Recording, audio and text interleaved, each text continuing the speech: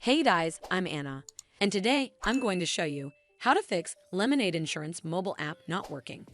So first of all, you need to make sure you're running the latest version of the app. Open up App Store on your device, and then tap on this search icon in the bottom right corner. Then search for the Lemonade Insurance app, and if you see this update button right next to the app name, simply tap on it to make sure you're running the latest version of the app. But if you still encounter this issue, then you need to clear App Cache. Go to your device settings and then scroll all the way down to General and tap on it. Then tap on iPhone Storage.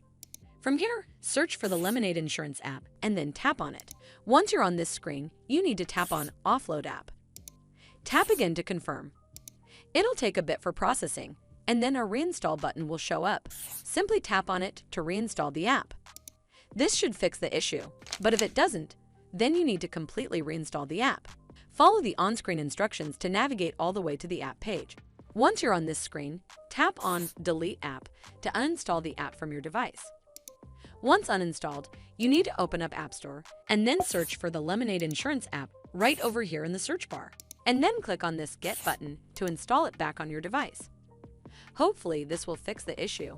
And if it did, then make sure you give this video a super thanks by clicking on this heart icon to help support the channel, and don't forget to hit that subscribe button. We'll see you in the next one.